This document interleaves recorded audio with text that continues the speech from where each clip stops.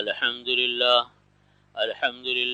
نحمده ونستعينه ونستغفره ونعوذ بالله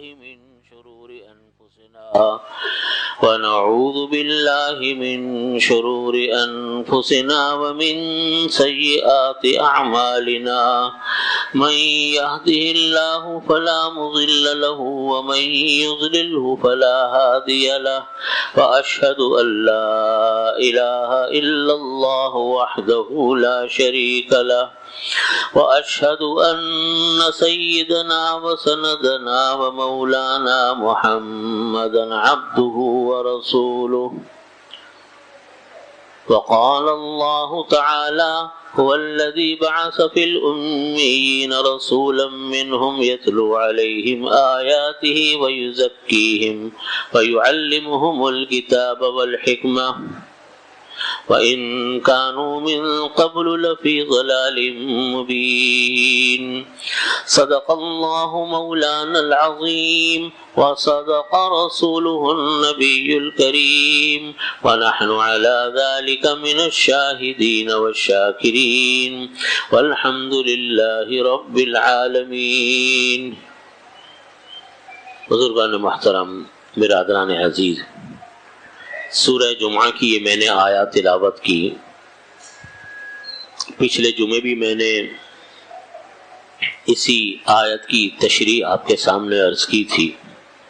اس کا ترجمہ یہ ہے کہ هو الذی بعث فی الامیین رسولا منہم، اللہ وہ ہے جس نے بھیجا ایک رسول کو امیین میں، ایسے لوگوں میں جو غیر تعلیم یافتہ تھے، انہی میں سے ایک رسول بنا کر بھیجا، جس کا کام اللہ رب العزت نے یہ مقرر فرمایا: یتلو علیہم آیاتہ ویزکیہم، کہ لوگوں کو قرآن پاک کی آیات پڑھ کر سنائیں، ان کی تربیت کریں، ویعلمہم الکتاب، کتاب اللہ کی تعلیم دیں، والحکمہ، حکمت کی تعلیم دیں، دانائی کی تعلیم دیں، حدیث کی تعلیم دیں. وَإِن كَانُوا مِن قَبْلُ لَفِي ضَلَالٍ مُبِينٍ، اس سے پہلے اگرچہ لوگ کیا تھے؟ سری گمراہیوں میں پڑے ہوئے تھے. یہ قرآن پاک کی آیت ہے اور سورہ جمعہ کی آیت ہے. اس میں اللہ رب العزت نے نبی کریم صلی اللہ علیہ وسلم کے بعثت کے جو مقاصد بیان فرمائے، وہ بعثت کے مقاصد تین بیان کیے. ایک، قرآن پاک کو پڑھنا، یعنی نبی کریم صلی اللہ علیہ وسلم نے سکھایا صحابہ کرام کو، اور لوگوں کا اس کے اوپر عمل کرنا، صحابہ کرام کا عمل کرنا، تلاوت کلام پاک کرنا. نمبر دو، قرآن پاک کے لفظ اور معنی کی تعلیم دینا، مطلب بیان کرنا. نمبر تین، تزکیہ اور تربیت کرنا. یہ تین کام نبی کریم صلی اللہ علیہ وسلم کے اللہ رب العزت نے بیان فرمائے، اور یہی تین کام نبی کریم صلی اللہ علیہ وسلم فرماتے رہے. قرآن پاک کی تلاوت، صحابہ کرام رضی اللہ عنہم قرآن پاک کی اتنی تلاوت فرماتے تھے کہ بعض صحابہ کرام تو دن میں ایک مرتبہ کلام پاک ختم کر جاتے تھے. اور جس سے جیسا موقع ہوا، میں نے اس کے اوپر پچھلے جمعے تفصیل سے بات کی کہ یہ ہمارے لیے بھی کتنا ضروری ہے روزانہ کی بنیاد کے اوپر قرآن پاک کی تلاوت. دن کا آغاز نماز سے کریں، نماز کے بعد اگر نماز سے پہلے تلاوت نہیں کی تو نماز کے بعد تلاوت کا سب سے پہلے اہتمام تلاوت کا ہو. یہ بڑی بنیادی چیز ہے. ایک تو اس کی برکتیں اللہ تعالیٰ عطا فرماتے ہیں تلاوت کلام پاک کی، پھر ایک ایک حرف پر اللہ تعالیٰ 10 نیکیاں عطا فرماتے ہیں. جس طرح ہم دنیا کے دوسرے کام سیکھتے ہیں، اسی طرح قرآن پاک کی تلاوت بھی ہمیں اپنے صحیح کرنی چاہیے، تجوید سے، روانی سے پڑھنے کی عادت ڈالنی چاہیے. اس کے لیے ہم قاری کے پاس جائیں، کسی حافظ صاحب کے پاس جائیں، ان سے ہم سیکھیں، سناتے رہیں. میں نے بڑے بڑے علماء کو دیکھا، بڑے بڑے قاریوں کو دیکھا جو روزانہ تلاوت کرتے تھے، لیکن اپنے کلام پاک سے غافل نہیں ہوتے تھے کہ ہم پتہ نہیں صحیح پڑھ رہے ہیں یا غلط پڑھ رہے ہیں. اپنا قرآن پاک بڑے بڑے قاریوں کو سناتے تھے کہ دیکھو میری تجوید ٹھیک ہے، میرا تلفظ ٹھیک ہے، میرے حروف کی ادائیگی ٹھیک ہے. یہ اتنی بڑی عظیم الشان کتاب جو اللہ رب العزت کی بنائی ہوئی کتاب، اس کے اوپر اتنی ہی محنت کی ضرورت ہوتی، اور ہم لوگ اتنے ہی غافل ہیں اس کتاب اللہ سے. ہمارے پاس دن میں وقت نہیں نکلتا تلاوت کے لیے، سارے کام ہم کر جاتے ہیں لیکن تلاوت نہیں کر پاتے. یہ ہمارا بہت بڑا المیہ، بہت بڑا قصور ہے. اس پچھلے جمعے بھی میں نے یہ بات عرض کی تھی کہ ہمارے نامہ اعمال میں اضافے کی ایک اہم ترین چیز جو ہے وہ تلاوت کلام پاک ہے. آپ اندازہ تو کریں، ایک حرف پر اللہ تعالیٰ 10 نیکیاں دے رہے ہیں. الف لام میم پر 30 نیکیاں ملی. ایک آیت آپ نے پڑھی، کتنے سینکڑوں کے حساب سے نعمتیں مل گئی آپ کو، نیکیاں مل گئی. قل هو اللہ احد، آپ کی 10 نیکیاں، لام کی 10 نیکیاں، ہا کی 10 نیکیاں، واو کی 10 نیکیاں، تو گنو کتنی نیکیاں بنتی ہیں. آپ اس کو دوسرے رخ سے دیکھیے کہ اگر ہم تلاوت نہیں کرتے تو روزانہ ہم نے کتنی نیکیاں اپنے نامہ اعمال میں ڈالنے سے چھوڑ دی. جیسے کوئی تاجر ہو، وہ یہ کہہ کہ آج میرے اکاؤنٹ میں کوئی پیسہ نہیں آیا، اتنے پیسے کا میرا نقصان ہوا، وہ نقصان شمار کرتا ہے نا اس کو. تو اسی طریقے سے یہ ہماری نیکیاں ہیں، یہ تو وہاں کمانے والی نیکیاں. دن بھر ہم محنت کرتے ہیں دنیا کی کرنسی کے لیے، دنیا کے مال کے لیے، کرنی بھی چاہیے انسان کو، حلال کمانے کی فکر تو کرنی چاہیے، لیکن کچھ وقت انسان کو آخرت کے نامہ اعمال کا بھی اکاؤنٹ بھرنا چاہیے جو ہمیں وہاں کام آئے گا. وہ ہے تلاوت کلام پاک، اس کا اہتمام کریں. رمضان گزرنے کا یہ مطلب نہیں ہے کہ اب ہم نے ہر کام نیکیوں کے چھوڑ دیے، بس اب نمازیں ہی چل رہی ہے، باقی سارے گناہ کے دروازے چوپٹ کھول دیے، اور تلاوت کو بھی چھوڑ دیا، ذکر اللہ کو بھی چھوڑ دیا، دعاؤں کو بھی چھوڑ دیا، لوگوں کے ساتھ خیر خواہی اور بلاہی کو بھی چھوڑ دیا، صدقہ خیرات کو بھی چھوڑ دیا. یہ کیا مطلب ہوا؟ رمضان میں ثواب ضرور زیادہ ملتا ہے، لیکن یہ تو نہیں ہے کہ عام دنوں میں ثواب نہیں ملتا یا اس کی ہمیں ضرورت نہیں ہے. اب ہم نہ صدقہ کریں گے، نہ ذکر کریں گے، نہ تلاوت کریں گے، نہ کسی کے ساتھ بھلائی اور خیر خواہی کریں گے. صرف رمضان کے لیے تو قرآن پاک نہیں آیا. اس لیے بھائی اپنی زندگیوں کی عادت ڈالے، ہر چیز عادت ڈالنے سے ہوتی ہے. اپنے ہم جو غلطیاں کرتے ہیں نا، اس کی کوئی وجہ نہیں ہے سوائے ہمارے ڈھیلے پن کے اور سستی اور کاہلی کے. صرف ہمارا ڈھیلا پن ہے، ہم توجہ نہیں کرتے. توجہ کریں گے سارے کام خود بخود ٹھیک ہو جائیں گے، اور کوئی کمی واقع نہیں ہوگی آپ کے کاموں میں، کوئی کمی نہیں آنی بلکہ برکت آئے گی. اسی طرح صدقہ خیرات، میں اپنے بھائیوں سے پہلے بھی بات عرض کی تھی کہ ایک ہوتی ہے زکوٰۃ، وہ تو فرض ہے، لازم ہے، وہ تو ادا کرنی اور پورے حساب کتاب کے ساتھ ادا کرنا لازم ہے. لیکن ایک ہے نفلی صدقے، وہ انسان کے لیے بہت ضروری ہے. اللہ تعالیٰ فرماتے قرآن کریم میں کہ یمحق اللہ الربا ویربی الصدقات، اللہ تعالیٰ سود کو مٹاتے، صدقے کو اللہ بڑھاتے. صدقہ بڑھتا ہے، صدقے سے کبھی مال کم نہیں ہوتا. یہ بھی تسلی دے دی ہمارے نبی علیہ الصلوۃ والسلام نے کہ صدقہ کرو کم نہیں ہوگا مال. فرمایا کہ نبی کریم صلی اللہ علیہ وسلم فرماتے کہ لا تنقص مال من صدقہ، صدقے سے مال کم نہیں ہوتا، صدقے سے مال بڑھتا. قرآن پاک کہہ رہے ہیں صدقے سے مال بڑھتا ہے، صدقہ بڑھتا ہے. دنیا میں بھی اللہ برکت ڈالتے ہیں، آخرت میں بھی برکت آتی ہے. کوئی آدمی ایسا نہیں ملے گا جو یہ کہے کہ میں صدقہ دینے سے غریب ہو گیا. کبھی کوئی ملا آپ؟ کوئی یہ کہے کہ میں زکوٰۃ دینے سے غریب بن گیا؟ نہیں. تو صدقہ رمضان میں بھی دیں، رمضان کے علاوہ بھی. الصدقۃ ترد البلاء، صدقات انسان کی بلاؤں مصیبتوں کو ٹالتے ہیں. اس لیے رمضان کے علاوہ کا صدقے کا معمول تھوڑا بہت ضرور بنانا چاہیے. تو پہلی چیز ہے تلاوت کلام پاک. دوسری چیز ہے تعلیم. تعلیم سے مراد ہے قرآن پاک کے مطلب اور معنی کو سیکھنا. یہ بہت اہم چیز ہے. نبی کریم صلی اللہ علیہ وسلم نے بنیادی کام جہاں تلاوت کلام پاک کا کیا، اصل چیز صحابہ کرام کو قرآن پاک کے معنی مطلب سکھا کر اس کے اوپر عمل کروایا۔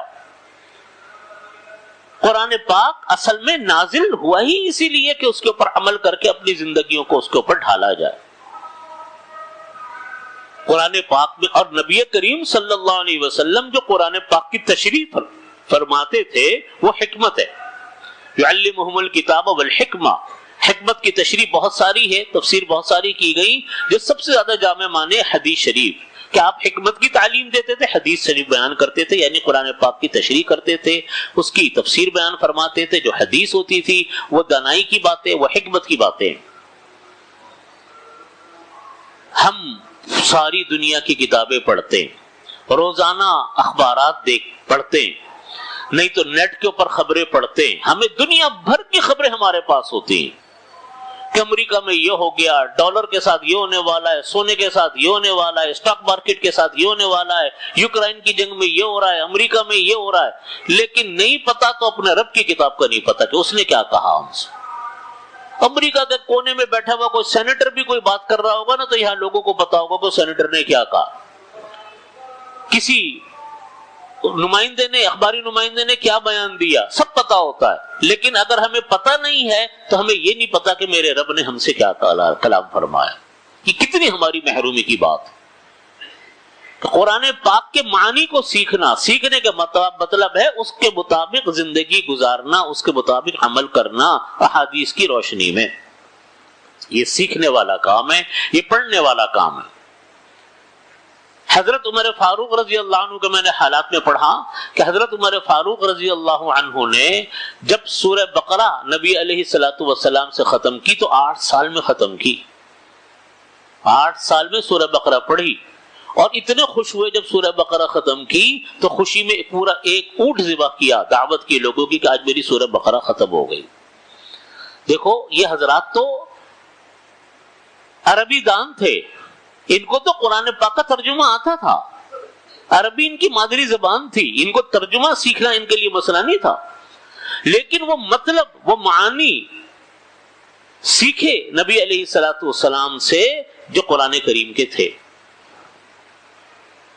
اور یہ وہ قوم تھی صحابہ کرام رضی اللہ عنہم، جب تک انہوں نے ایمان قبول نہیں کیا تھا، اور زمانہ جاہلیت کے اندر یہ حضرات تھے۔ آپ نے حالات پڑھے کہ جب تک صحابہ کرام نے ایمان قبول نہیں کیا تھا کیسی قوم تھی یہ، تعصب میں مبتلا، ہر وقت ایک دوسرے کی گردنیں کاٹنا، ایک دوسرے کو قتل کرنا، ایک دوسرے کا مال لوٹنا، شرابیں پینا، بے حیائی کے بے شمار کام کرنا، سب اسی پوری قوم انہی چکروں میں لگی پڑی تھی، جس کو کہتے ہیں نا زمانہ جاہلیت کا بدترین دور تھا۔ لیکن نبی علیہ الصلوۃ والسلام آئے، آپ نے توحید کی تعلیم دی، ایمان کی تعلیم دی، ایک ایک کر کے صحابہ کرام مسلمان ہونے شروع ہوئے۔ جب صحابہ کرام مسلمان ہونے شروع ہوئے تو اب ان کی زندگیاں جو پہلے اتنی گناہوں کی دلدل میں ڈوبی ہوئی تھی، نبی کریم صلی اللہ علیہ وسلم کی تربیت، آپ صلی اللہ علیہ وسلم کی تعلیم، اس کے نتیجہ یہ تھا کہ یہ ایک ایسی قوم بن گئی امن و امان والی، امن و امان کے پیامبر، تہذیب کے پیامبر، اور تہذیب کے اور تعلیم کے، امن و امان کے پوری دنیا کے اندر پیامبر بن گئے۔ اس پیغام کو لے کر، قرآن پاک کے پیغام کو لے کر پوری دنیا میں جو گئے ہیں، پوری دنیا کے اندر انقلاب برپا کر دی۔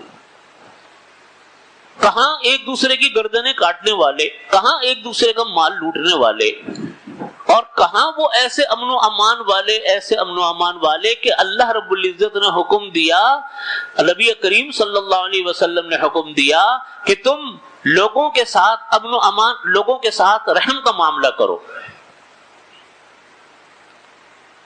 نبی کریم صلی اللہ علیہ وسلم فرماتے ہیں کہ اللہ رب العزت فرماتے ارحموا من فی الارض الرحمون یرحمکم الرحمن تبارک و تعالی، اے رحم کرنے والو تم پر اللہ تعالی رحم فرمائیں گے۔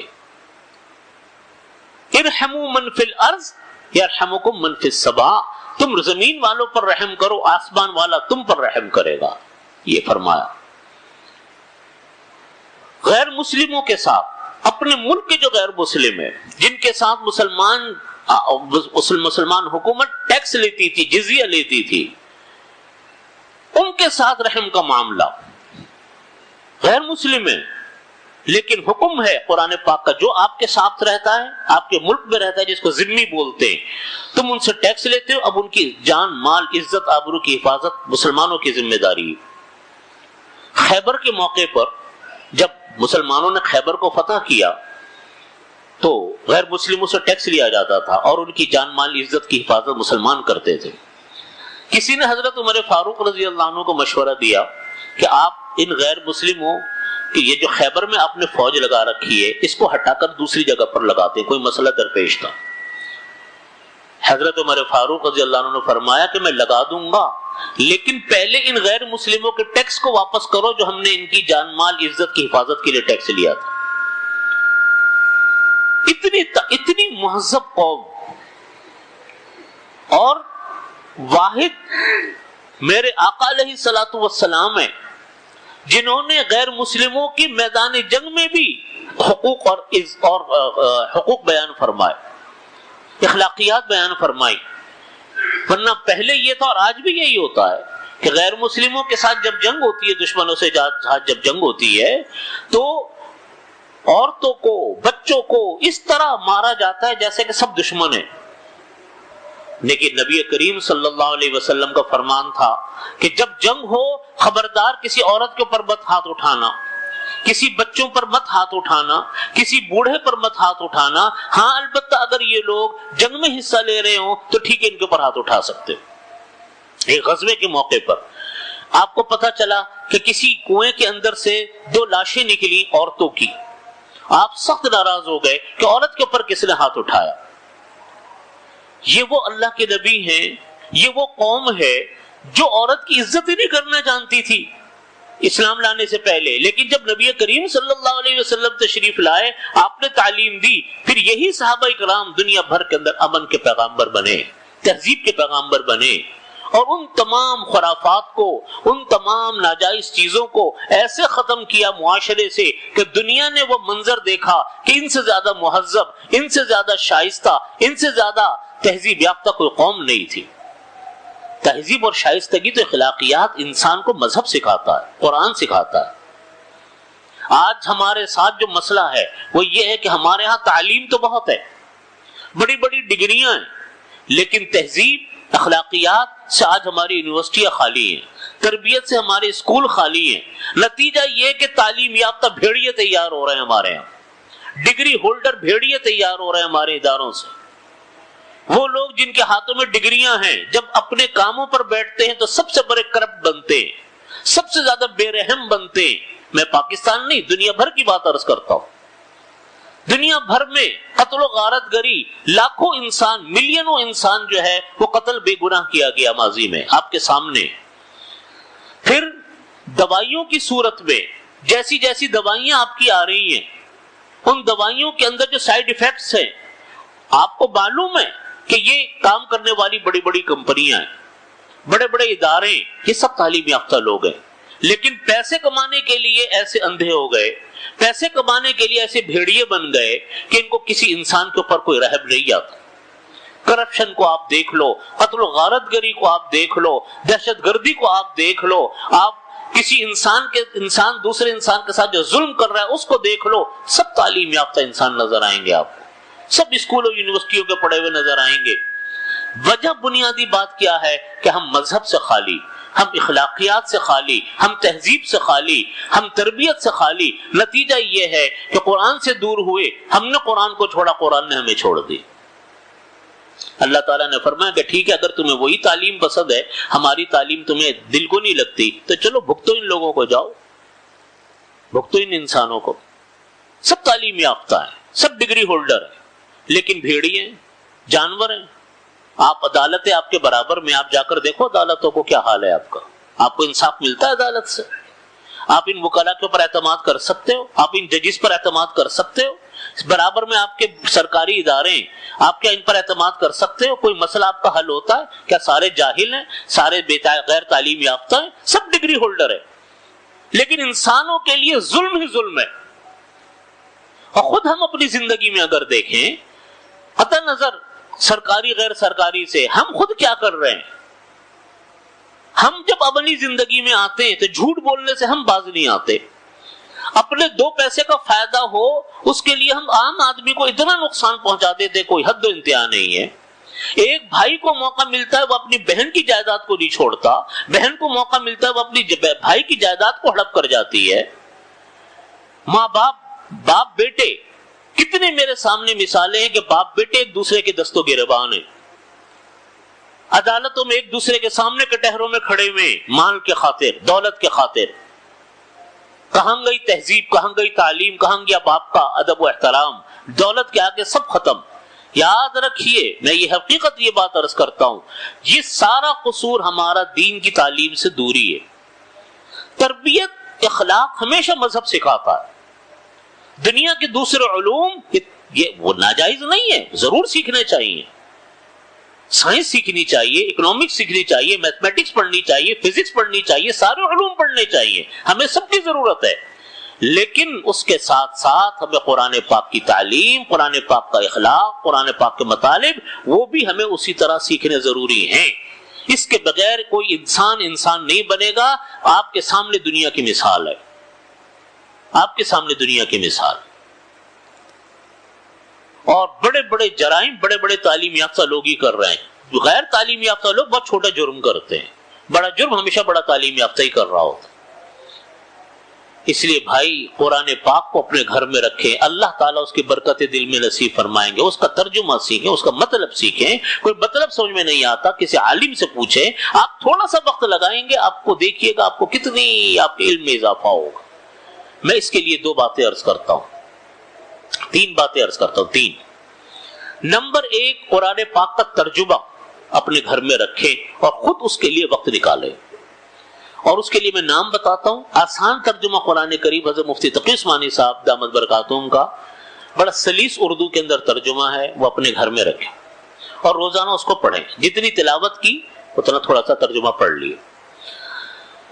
اسی قرآن پاک کی زیادہ تشریح سیکھنے کے لیے, تفصیل سے معلومات حاصل کرنے کے لیے معارف القرآن حضرت مفتی محمد شفیع صاحب رحمۃ اللہ علیہ کا اپنے گھر میں رکھیں, 8 جلدوں کے اندر. کوئی ترجمہ, ہر چیز ترجمے سے بعض اوقات واضح نہیں ہوتی, اس کی تفصیل دیکھنی پڑتی ہے, تو معارف القرآن میں اس کی تفصیل دیکھیں. علم کا سمندر ہے, وہ وقت نکالیں. تیسری بات, اپنی اولاد کی تعلیم و تربیت سے غافل نہ ہو. اپنے بچوں کو تھوڑا سا وقت دیں, ان کی اخلاق کے لیے, ان کی دینی تعلیم و تربیت کے لیے. اس کے لیے میں 2 کتابیں بتاتا ہوں. ایک کتاب حضرت تھانوی رحمۃ اللہ علیہ کی, حضرت مولانا اشرف علی تھانوی رحمۃ اللہ علیہ کی اصلاحی نصاب. مضمون وار حضرت نے اس میں احادیث جمع کی اور وہ بنایا ہی حضرت نے گھروں کی تعلیم و تربیت کے لیے. اردو بازار سے مل جائے گا, دینی کتابوں کی دکانوں سے مل جائے گا اصلاحی نصاب. اور دوسری کتاب میں بار بار پہلے بھی بہت دفعہ نام بتایا, وہ ہے حضرت ڈاکٹر عبدالحی صاحب عارفی رحمۃ اللہ علیہ کی کتاب اسوہ رسول اکرم صلی اللہ علیہ وسلم. سنت, ہر چیز کی سنت کیا ہے. عجیب کتاب ہے. آپ آدھا گھنٹہ اگر اس کام کے لیے وقت نکالیں, میں تو کہتا ہوں بچوں کے سامنے پڑھنے کے لیے 10 منٹ بھی نکالیں, بچوں کے کانوں میں اللہ کا نام, رسول صلی اللہ علیہ وسلم کا نام, ان کے حدیث, ان کی باتیں ہمیں پہنچیں. آپ دیکھیے گا کہ بچوں کا اخلاق کردار کہاں چلا جاتا. آج ہمارے گھروں کا بہت بڑا مسئلہ بھائیو یہ ہے, ہم لوگ آنکھیں بند کر کے بیٹھے ہیں اپنے بچوں سے. ہمارے بچوں کی تعلیم تو ہے, ہمارے بچوں کی دینی تعلیم بالکل بھی نہیں. میں اس کی چھوٹی سی مثال دیتا ہوں. آپ نے پہلے سنا ہوگا, وقت اوپر ہو گیا, آپ نے پہلے سنا ہوگا کہ یورپ میں, امریکہ میں, دوسرے ملکوں, غیر مسلم ملکوں میں اولڈ ہوم قائم ہوتے تھے. ماں باپ کو وہاں جمع کروا دیا. جمع کروانے کا لفظ بولتا ہوں میں اس لیے کہ پلٹ کے بچے پوچھتے نہیں ہیں پھر ماں باپ کو. ہمارے رسول علیہ الصلوۃ والسلام کی تعلیم کیا ہے کہ ماں باپ سے اپنے لیے مغفرتیں کرواؤ, ان کے پیر دباؤ, ان سے اپنی جنت کا انتظام کرو. یہ جنت اور دوزخ کے دروازے ہیں. اور اس تعلیم میں کیا ہے, بوڑھے ہوئے اٹھا کر جمع کرا دیا, کوئی رکھنے کے لیے تیار نہیں ہے ماں باپ. اب چونکہ دینی تعلیم سے ہم دور ہیں اور اخلاقیات سے دور ہیں, آج ہمارے پاکستان میں کتنے اولڈ ہوم قائم ہیں, آپ کے کراچی شہر میں کتنے قائم ہوگا, بھرے پڑے, جہاں لوگوں نے اپنے اپنے بوڑھے ماں باپ کو لا کر چھوڑا ہوا ہے. یہ وہ ماں باپ ہوتے ہیں جو منظر اپنی آنکھوں سے دیکھتے ہیں, جنہوں نے اپنے بچوں کی تعلیم و تربیت کی طرف کوئی توجہ نہیں کی ہوتی. ابھی بھی میرے سامنے کئی مثالیں. میں ان ماں باپ سے کہتا ہوں مجھے بہت افسوس ہوا کہ آپ کے ساتھ اب ماں کو بھی چھوڑ دیا اولڈ ہوم میں، باپ کو بھی چھوڑ دیا بڑھاپے میں، بیماریوں میں. میں ان سے کہتا ہوں کہ دیکھیں بہت افسوس ہوا، لیکن آپ نے کبھی اپنے بچوں کو قرآن پاک کیا دینی تعلیم کی اخلاقیات بھی سکھائی؟ کہ نبی علیہ الصلوۃ والسلام نے کیا فرمایا تھا؟ کبھی بچوں کو بتایا کہ ماں باپ کے حقوق کیا ہیں؟ جیسی تعلیم دی ویسا بچوں نے کیا آپ کے ساتھ. تو پھر رونا کس بات کا بھائی؟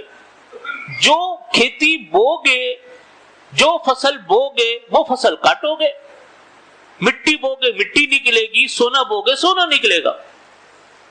اس لیے اپنے ہمیں تربیت کی طرف خصوصی توجہ کریں. ہم سب غافل بیٹھے اپنے بچوں سے، اسکولوں میں تو چھوڑ دیتے ہیں، لیکن اخلاق تربیت ان بچوں کی، جھوٹ کی، سچ کی، بے حیائی کتنی پھیل رہی ہے میرے گھر بھائیوں. گھروں میں آپ کے ہوٹل بھرے پڑے لڑکے لڑکیوں سے. آپ جاؤ دنوں میں دیکھو، کیا وہ میاں بیوی ہیں؟ کیا وہ بہن بھائی ہیں؟ سب نامحرم ایک دوسرے کے ساتھ ہوٹلنگ کر رہے ہیں، گھوم رہے پھر رہے ہیں. وہ آپ ہی کی اور ہماری تو بہن بیٹیاں ہیں جو بے حیائی کے اندر مبتلا ہیں. یونیورسٹیوں میں جا کر دیکھیں، مخلوط تعلیم کی وجہ سے آدھی سے زیادہ یونیورسٹیاں لڑکے لڑکیاں مخلوط گھوم رہے پھر رہے ہیں. وہ ہماری اور آپ کی تو بہن بیٹیاں ہیں. ہم نے کیسی اجازت دے دی ان کو اس بے حیائی کی تعلیم کی، بے حیائی کی؟ یہ تو ہمارا قصور ہے. پھر ہم برا بھلا کہتے ہیں کسی دوسرے کو، حکومتوں کو. جو ہمارے کرنے کا کام ہے ہم کریں اپنے کام. اللہ تعالیٰ میں اس پر عمل کی توفیق عطا فرمائے. وآخر دعوانا الحمدللہ رب العالمین.